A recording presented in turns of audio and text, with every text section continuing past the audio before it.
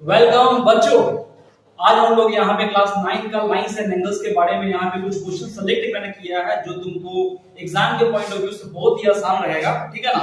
तो उस पर्पस पे हम लोग वो क्वेश्चन को यहाँ पे डिस्कस करेंगे, ठीक है। यहाँ पे लाइंस और एंगल्स का जो भी हाफ ईयरली में क्वेश्चन आने वाले हैं उसके अनुसार मैं कुछ सिलेक्टेड क्वेश्चन किया हूँ, है ना। चुन चुन कर एक एक क्वेश्चन को आपके सामने लाने की कोशिश कर रहा हूँ, ठीक है ना।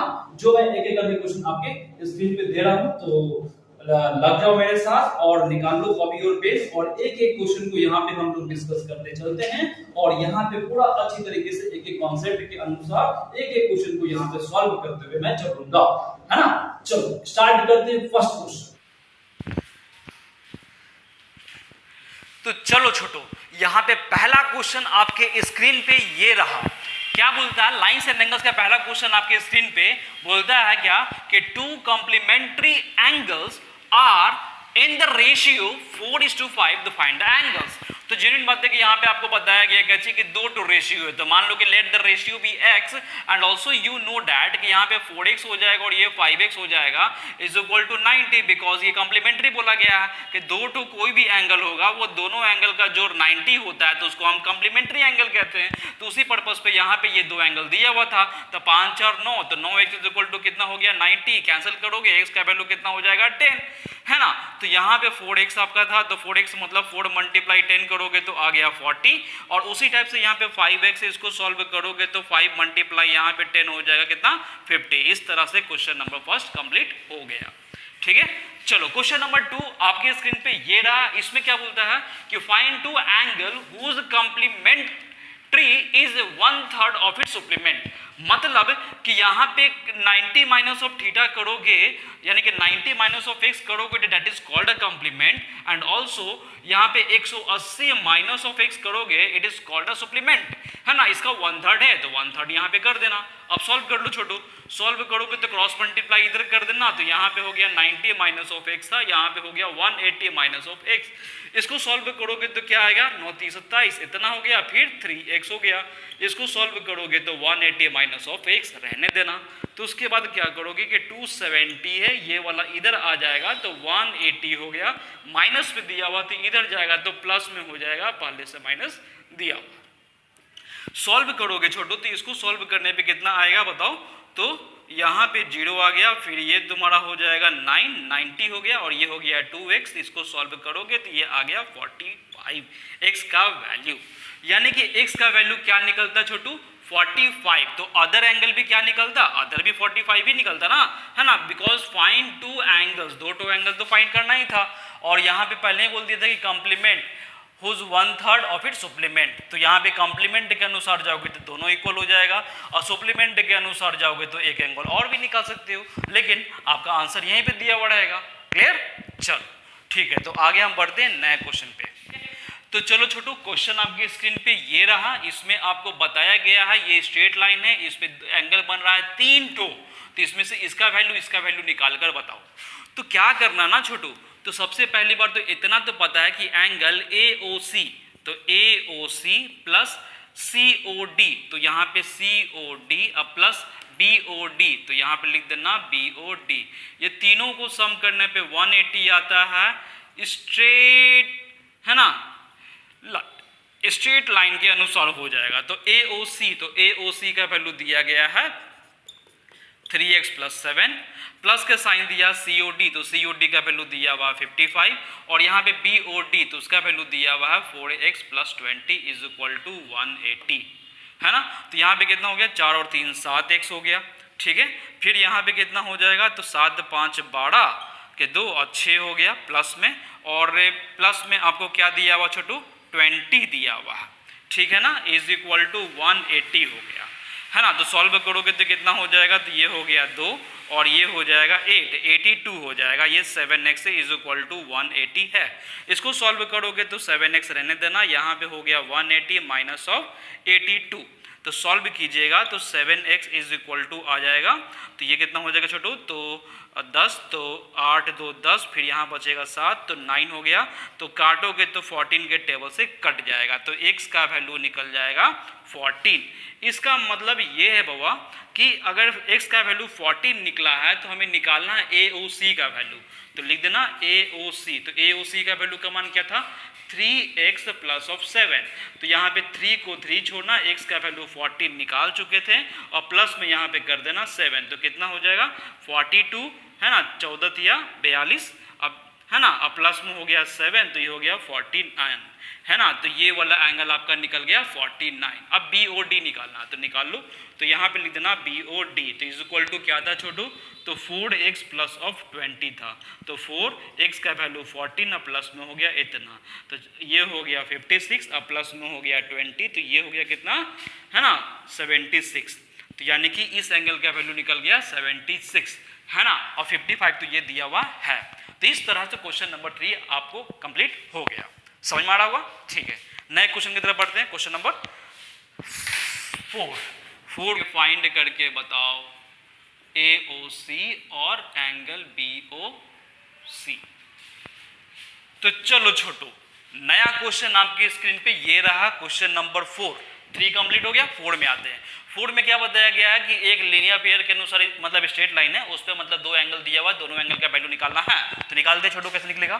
तो सबसे पहली बार तुमको तो पता ही है कि एंगल AOC, है ना, AOC ये वाला एंगल, अब BOC, तो ये हो गया BOC, ये दोनों का सम कितना हो जाएगा 180। क्यों भाई, लीनियर पेयर से हो जाएगा, ठीक है ना, ये एक प्रॉपर्टी है लीनियर पेयर कि कोई भी स्ट्रेट लाइन होता है काटेगा तो ये दोनों एंगल का सम 180 होता है, तो वही काम है। तो AOC का वैल्यू दिया हुआ था कितना, 3x प्लस ऑफ 20, BOC का वैल्यू दिया हुआ 4x minus of 36 is equal to 180, ठीक है। 4 3 7, तो 7x हो गया, ये दोनों को सॉल्व करोगे छोटू तो माइनस में निकलेगा, फिर ये हो जाएगा 6 और 1 16 हो जाएगा 180। सॉल्व करोगे तो यहाँ पे 7x है, तो ये हो गया 180 प्लस में हो गया 16, तो 7x इज इक्वल टू कितना हो गया 6 हो गया, फिर यहाँ पे तो क्या हुआ छोटू, ये हो गया 7x, यहाँ पे तुम सॉल्व करोगे तो ये हो गया 6 और ये हो गया 8 1 9 और यहाँ पे 1, तो 7 के टेबल से काट देना, तो कितना हो जाएगा 7 2 जा 14, तो 15 16 17 18 19 यानी कि 5, तो ये हो गया 56, तो 7 8 56 28 आ गया।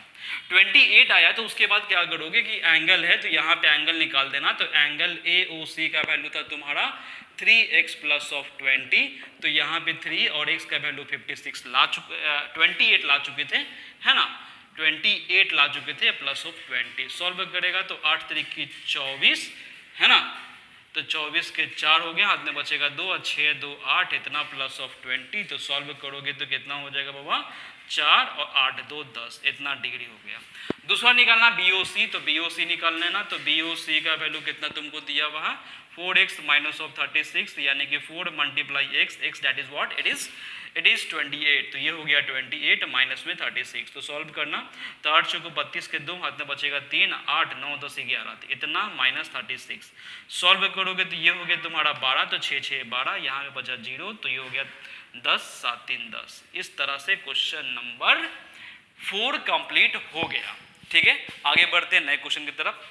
चलो छोटू, तो नया क्वेश्चन आपके स्क्रीन पे ये रहा क्वेश्चन नंबर 5। तो क्वेश्चन नंबर 5 में क्या बोलता है कि यहाँ पे आपको दिखाई दे रहा है कि ये लाइन और ये लाइन दोनों एक दूसरे का इंटरसेक्ट किया है और एक लाइन और इंटरसेक्ट किया है ना, तो इसका वैल्यू दिया हुआ है 2x, इसका दिया हुआ है तुम्हारा 5x, इसका दिया हुआ 3x, then find the value of, है ना, तो क्या नाम हो जाएगा, तो EOC, तो COE का वैल्यू निकाल लो, BOC का वैल्यू भी निकाल लो और साथ में BOF का वैल्यू निकाल लो, ये तीनों का वैल्यू निकालना। कैसे निकालोगे, तो यहाँ पे निकालने के लिए तुम क्या करना कि पहला इसको सॉल्व कर लो, तो क्या करोगे कि ये 2x है ना, तो ये 2x यानी कि BOC और AOD ये दोनों आपस में इक्वल है, तो लिख देना AOD is equal to angle BOC। क्यों भाई, वर्टिकली अपोजिट, है ना, एंगल्स आर इक्वल, तो vertically opposite angles are equal, तो AOD का वैल्यू दिया हुआ था 2x, तो इसलिए तुम्हारा BOC का वैल्यू भी निकल जाएगा 2x, तो यहाँ पे लिख देना कि इसलिए एंगल BOC का वैल्यू निकल गया 2x, ठीक है। अब हम लोग क्या करेंगे बच्चा, अब हम करेंगे क्या, EOF, स्ट्रेट लाइन में जाएंगे, तो EOF में स्ट्रेट लाइन में जाओगे ना तो इधर तोपोगे तो ये तीन को एंगल मिलेगा, तीनों के एंगल का सम 180, तो लिख देना एंगल COE। तो COE और प्लस के साइन है BOC, तो लिख देना एंगल BOC और प्लस में एंगल है BOF, तो यहाँ पे लिख देना BOF। ये तीनों का जोड़ हो गया 180। क्यों भाई? स्ट्रेट लाइन है ना, स्ट्रेट लाइन, स्ट्रेट लाइन से हो गया। तो COE, तो COE का वैल्यू दिया हुआ था 5x लिख दिया मैंने, यहाँ पे BOC का वैल्यू दिया हुआ था 2x लिख दिया मैंने, यहाँ पे BOF का वैल्यू लिख दिया था 3x इज इक्वल टू हो गया 180। सॉल्व करोगे तो कितना 3 2 5 5 10, तो यहाँ पे 10x इज इक्वल टू हो जाएगा 180। कैंसिल करोगे तो x का वैल्यू कितना हो गया 18 डिग्री। जब x का वैल्यू 18 निकल गया है तो उसके बाद तुमको निकालना है क्या COE का वैल्यू, तो यहाँ पे लिख देना एंगल COE। तो COE का वैल्यू कितना था 5x, यानी कि 5 मल्टीप्लाई 18 करोगे तो 18 × 5 90 आ जाएगा। दूसरा में दिया हुआ था BOC, तो BOC तो इसको निकालोगे तो क्या करोगे छोटू, तो BOC का वैल्यू आया था कितना, इसी का अपोजिट था ना, तो ये 2x था, यानी कि 2 मल्टीप्लाई 18 करोगे तो ये हो गया 36। तीसरा में दिया हुआ था BOF, तो यहाँ पे लिख देना एंगल BOF, तो इसका वैल्यू दिया हुआ था 3x, यानी कि 3 मल्टीप्लाई 18 है ना, तो 18 दिया 54, तो ये आपका निकल गया तीनों का एंगल। ठीक है ना, बस क्लियर है। चलो आगे बढ़ते हैं नेक्स्ट क्वेश्चन की तरफ। तो इसमें बता दिया गया है कि AB जो है वो CD का पैरेलल है ना, और ये CD जो है वो EF का पैरेलल है, तो CD जो है वो EF का पैरेलल है। तो हमें निकालना फाइंड x, तो यहाँ पे लिख देना फाइंड x। तो हमें x का वैल्यू निकालना, कैसे निकालेंगे छोटू, तो सबसे पहली बार तुमको पता है कि ये लाइन इसका पैरेलल है, तो हम लिखेंगे केस फर्स्ट। केस फर्स्ट में तुम क्या करना कि AB पैरेलल टू CD, तो AB जो है ना बाबा वो CD का पैरेलल है और ट्रांसवर्सल है। तो ट्रांसवर्सल क्या है, BC है, तो BC ट्रांसवर्सल होगा, ये लाइन इसके पैरेलल और ये वाला लाइन ट्रांसवर्सल, तो angle B is equal to BCD। तो यहाँ पे लिख देना, तो B का नाम हो जाएगा ABC, तो ABC is equal to angle BCD। क्यों भाई, alternate interior angle are equal. क्या हुआ, ये वाला एंगल हो जाएगा पूरे का equal, alternate interior angle are equal. तो ABC का वैल्यू कितना दिया हुआ 70, तो इसलिए BCD यानी पूरे एंगल का नाम कितना हो जाएगा छोटू 70। तो इसलिए तो एंगल BC और D निकालोगे तो हो जाएगा 70। क्लियर छोटू। सेकेंड केस में आना, केस सेकेंड में तुम आओगे तो यहाँ पे देखा CD जो है ना, CD जो है वो EF का पैरेलल है और ट्रांसवर्सल है। तो ट्रांसवर्सल क्या है, CE है, CE ट्रांसवर्सल है। तो इस केस में तुम ये दोनों का सम करना, तो इसका नाम क्या लिखोगे CEF। तो एंगल CEF लिख देना, और इसका क्या निकालोगे छोटू, तो DCE लिख देना, तो DCE लिख देंगे, दोनों का सम 180 है। क्यों भाई, को इंटीरियर एंगल से है ना। तो देखो ना CEF, तो CEF का वैल्यू कितना दिया हुआ है 130 दिया हुआ था, और यहाँ पे देखो DCE, तो DCE इसका तो वैल्यू तुमको दिया हुआ था ही ना, इसको तो इसको निकालना पड़ेगा। तो यहाँ पे लिख देना DCE, ठीक है, इज इक्वल टू 180। तो सॉल्व करोगे तो एंगल DCE में बन जाएगा 180 माइनस 130, तो आ गया 50 डिग्री का एंगल। तो ये पूरा निकला 70 और ये छोटा निकला 50, तो वो छोटा वाला भी एंगल निकल जाएगा। यहाँ पे जगह है, ये भी लिखता हूँ मैं डायरेक्ट। तो डायरेक्ट क्या है तुम्हारा x, तो x का वैल्यू जब भी निकालोगे तो क्या हो जाएगा, ये छोटा वाला एंगल निकालने के लिए बड़ा वाला एंगल में से इतना को माइनस कर दो, तो बड़ा वाला एंगल आया था कितना 70 आया था, और छोटा वाला एंगल तुम्हारा आया था कितना 50 आया था। तो 50 लिख देना, दोनों को सॉल्व करोगे तो 20 आ गया। ये हो गया आपका आंसर। तो मेरे ख्याल से ये क्वेश्चन आपको समझ में आया होगा, है ना। बहुत ही आसान क्वेश्चन, बहुत ही अच्छी तरीके से, सरल तरीके से, जो आपको समझने में बहुत ही आसान पड़े, है ना, ताकि आप लोग को बोर्ड एग्जामिनेशन जब भी हो या जब भी हाफ ईयरली एग्जामिनेशन हो तो आसानी से बना सको, है ना। तो लाइंस एंड एंगल्स पे अभी हम जितना भी क्वेश्चन दिए हैं, है ना, वो सब एक एक करके चुन चुन कर क्वेश्चन आपको निकाला गया है, वो दिया गया है, ताकि आप लोग का हाफ ईयरली एग्जामिनेशन जो बहुत ही नज़दीक है सितंबर में, तो उसमें अगर आप उसके लिए आप तैयारी करोगे तो आप लोग का बहुत ही अच्छा रिस्पॉन्स रहेगा, कॉन्फिडेंस रहेगा, जानकारी रहेगा, नॉलेज रहेगा, काम देगा अच्छी तरीके से। तो साथ में ये क्या करो, आप एक एक क्वेश्चन को जब बना रहे हो ना, तो बनाने के साथ साथ अच्छी तरीके से समझते हुए भी जाना, बनाओ समझो ताकि तुम्हारे लिए अच्छा रहे। और ये क्वेश्चन को बार बार बनाओ ताकि दिमाग में तुम्हारा स्टोर हो जाए और आके तुम्हारा कॉन्सेप्ट बन जाएगा। कॉन्सेप्ट बन जाएगा तो बनाना तो तुम्हारे लिए आसान है ही, है ना। तो इसलिए इस तरह का क्वेश्चन बनाते जाओ, ठीक है। तो इसी तरीके से 9th क्लास हो या किसी भी क्लास का हो, तो हम थोड़ा सा चुन चुन कर क्वेश्चन आपके सामने लाएंगे, एक एक कर चुन चुन कर मारेंगे, है ना। तो चलो बच्चों, class 9th lines and angles का 7th क्वेश्चन क्या बोलता है वो भी देख लेते हैं हम लोग। तो क्वेश्चन नंबर 7 में ये बोला गया है, क्वेश्चन नंबर 7 में ये बोला गया है कि prove that the bisector of two adjacent supplementary angles include a right angle. मतलब कि यहाँ पे एक क्वेश्चन क्या बताया गया है कि जैसे कि ये आपका एक पिक्चर है, इसमें एक लाइन सेगमेंट है, मान लो कि ये लाइन सेगमेंट है, ये लाइन सेगमेंट जो है ना, इसका ये बाइसेक्टर कर रहा है ये दोनों, और यहां से भी एक बाइसेक्टर कर रहा है ये दोनों। तो हमें बताना, यानी कि इसका नाम दे दोगे AOB है, इसका नाम C, इसका नाम D, इसका नाम E रखो, ठीक है। तो मुझे यहाँ पे साबित करना है कि COE 90 है ना। तो हमें बताना है, तो प्रूफ लिख देना। प्रूफ में मुझे लिखना है COE का वैल्यू की 90 है, मतलब 2 और 3 ये दोनों का सम है ना। इसका नाम 4 देते हैं। अब सॉल्व करते हैं। तो सॉल्व करोगे तो यहां पे पता है आपको क्या, वी नो लिख ही देना। क्या पता भाई कि हम सीधे लिख सकते हैं AOE या EOD, ये सब भी लिख सकते हैं, नहीं तो हम सीधे 1 2 3 ही 4 करके चलते हैं। जब यहाँ पे अपना मन से दिया तो 1 है, एंगल 2 है, एंगल 3 है और एंगल 4 है, ये सबका सम हो जाएगा 180। स्ट्रेट लाइन, स्ट्रेट लाइन में आपका ये दोनों का जोड़ हो जाएगा 180। तो यहाँ पे देख छोटो कि 1 है और ये 2 है, ये दोनों सेम है because it is a bisector, given में दिया हुआ है ना, ये बाइसेक्टर है। तो ये दोनों जब इक्वल है तो हम यहाँ पे लिख सकते हैं कि ये भी एंगल, इसको भी 2 बना देते हैं और इसको भी एंगल 2 बना देते हैं।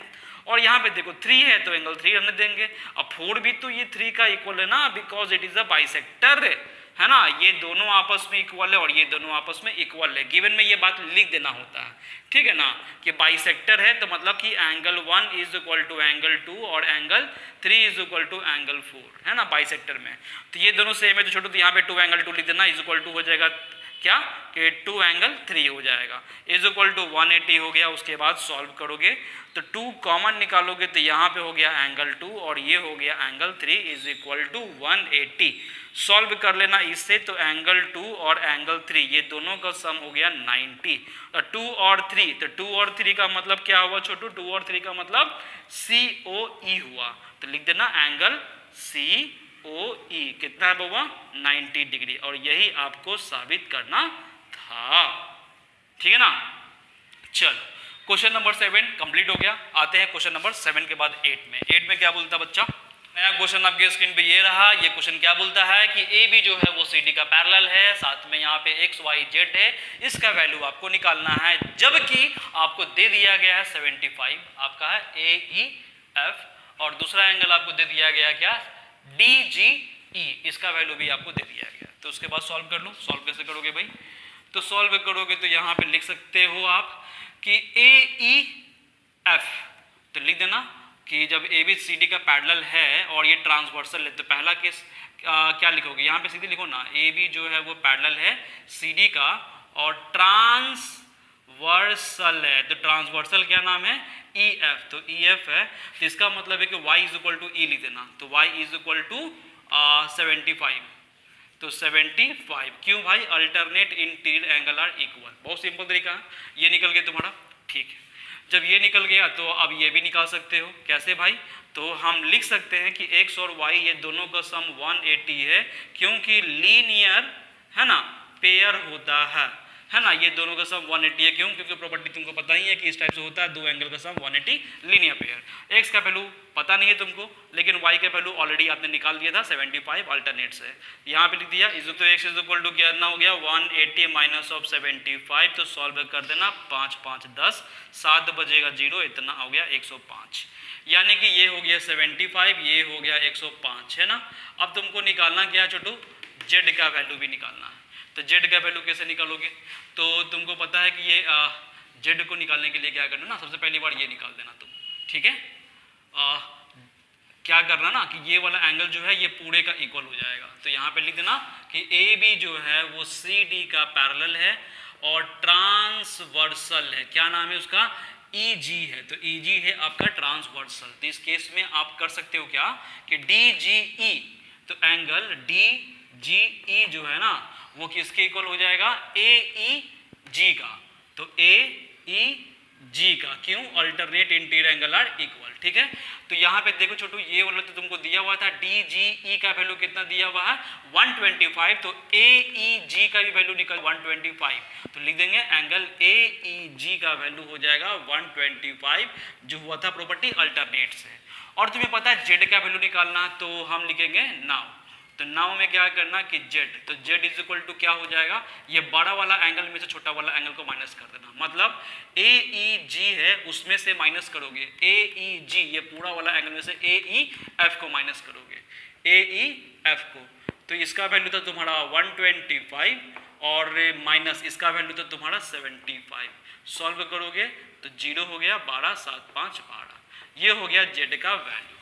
तो यहाँ पे एक्स का वैल्यू आपने निकाल दिया, y का वैल्यू भी निकाल दिया और z का वैल्यू भी निकाल दिया। इस तरह से क्वेश्चन हो गया कंप्लीट, समाप्त। क्वेश्चन नंबर 8 समझ में आया ना, बहुत ही आसान क्वेश्चन था, ठीक है। बस खाली तुमको जानना था क्या कि ये लाइन जब इसके पैरेलल होगा तो ये वाला एंगल इसके इक्वल हो जाएगा, अल्टरनेट इंटीरियर एंगल इक्वल से, है ना। फिर दूसरा में हम ये दोनों को सम करेंगे 180 लीनियर पेयर से, तो ये निकल जाएगा 105, है ना। 180 में से घटा दोगे तो 75, तो ये निकल जाएगा। और तीसरा में तुम क्या करना कि ये वाला एंगल जो है ये पूरे का इक्वल हो जाएगा अल्टरनेट इंटीरियर से, तो पूरे मतलब 125 में से आप 75 घटाओगे तो ये जेड निकल गया। इस तरह से क्वेश्चन नंबर 8 कंप्लीट हो गया, ठीक है।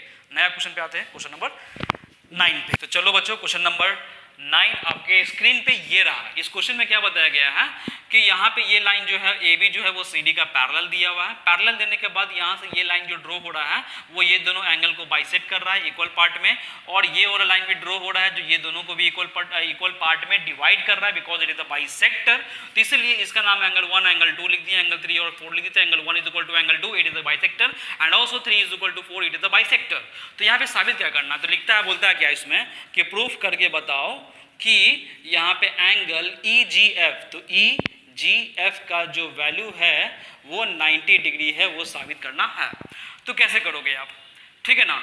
तो देख छोटू, जब यहाँ पे तुमको पता है तो लिख देंगे सॉल्व। तो सॉल्व में तुम क्या करेगा कि एंगल लिखने से पहले तुम हाँ सीधे लिख दो ना एंगल, तो इसका नाम क्या, बी ई एफ। तो लिख देना एंगल बी ई एफ है और प्लस के साइन है डी एफ ई है, तो एंगल डी एफ ई है।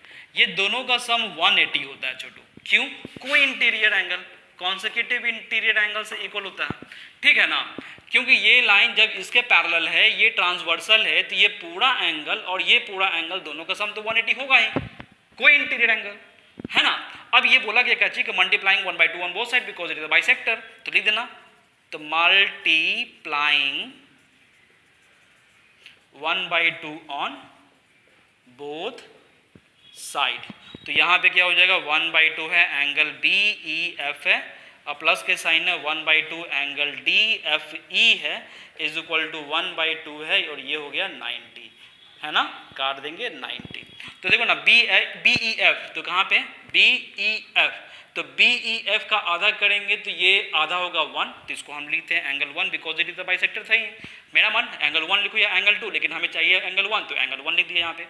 यहाँ पे डी एफ ई है, तो डी एफ ई का आधा करोगे तो यहाँ मिल जाएगा 3, तो एंगल 3 हमें चाहिए था, है ना। हम 4 भी लिख सकते हैं लेकिन हमें 3 का जरूरत है, और यहाँ पे तुमको 90 दिया हुआ है, ठीक है छोटू। तो यहाँ पे एंगल 1 और एंगल 3 ये दोनों का सम आपका निकल गया कितना 90 डिग्री। अब यहाँ पे लिख देना क्या कि इन ट्रायंगल, ठीक है, ट्रायंगल क्या नाम है ई जी एफ, तो ई जी एफ में आओगे तो पता है कि एंगल 1, एंगल 2 और एंगल क्या नाम था, ई जी एफ, तो लिख देना ई जी एफ, ये सबका सम होता है 180। क्यों भाई, क्योंकि the sum of the angle of a triangle is 180, लिख देना यहाँ पे, है ना, the sum of the angle of a triangle is 180। Angle 1 और 2, तो एंगल 1 और 3 था ना छोटू, ठीक है, एंगल 3 है, तो एंगल 1 और 3 है, तो 1 और 3 दोनों का सम कितना दिया हुआ तुम्हारा, यहाँ पे 90 दिया हुआ था, और angle E G F is equal to 180 हो गया। तो एंगल ई जी एफ निकालोगे तो 180 minus of 90, so it is a 90, और यही आपको साबित करना था कि ये वाला एंगल जो है वो 90 है। ठीक है ना, समझ में आया क्या किए छोटू। इसमें सबसे पहली बार जब ये लाइन इसके पैरेलल है, ये ट्रांसवर्सल है, और ये दोनों बाइसेक्टर दिया हुआ, ये दोनों बाइसेक्टर दिया हुआ, तो हमें पता है कि ये पूरा एंगल का सम इसके साथ दोनों का सम 180 होगा कोई इंटीरियर, तो इसका हम आधा करेंगे तो यहाँ पे निकल जाएगा एंगल 1, एंगल 2, एंगल 3, तो एंगल 1 और एंगल 3 ये दोनों का सम निकाल दिए हैं 90। तो अब उसके बाद पता है कि we know that the sum of the angle of a triangle is 180, तो यहाँ पे मैंने साबित कर दिया, तो यहाँ पे 90 को उठा के उधर पटक दिया, तो यहाँ पे ये वाला एंगल निकल गया 90 डिग्री। ठीक है ना, तो इस तरह से क्वेश्चन नंबर 9 भी कंप्लीट हो गया है। आगे बढ़ते हैं क्वेश्चन नंबर 9 के बाद 1025, तो बोलता है कि फाइंड एंगल x। तो क्या करना, कंस्ट्रक्ट पहले कर देना। कंस्ट्रक्ट में क्या करेगा कि यहाँ से एक लाइन को इस तरह से ड्रॉ करना, और इसका नाम तुम दे देना E और F, है ना, मतलब कि यहाँ पे लिख देना कि EF जो था वो AB का भी और CD का भी पैरेलल है। तो उस केस में क्या करना ना छोटू, तो यहाँ पे डायरेक्ट करना कि AB इसका नाम O है, तो लिख देना सॉल्व में।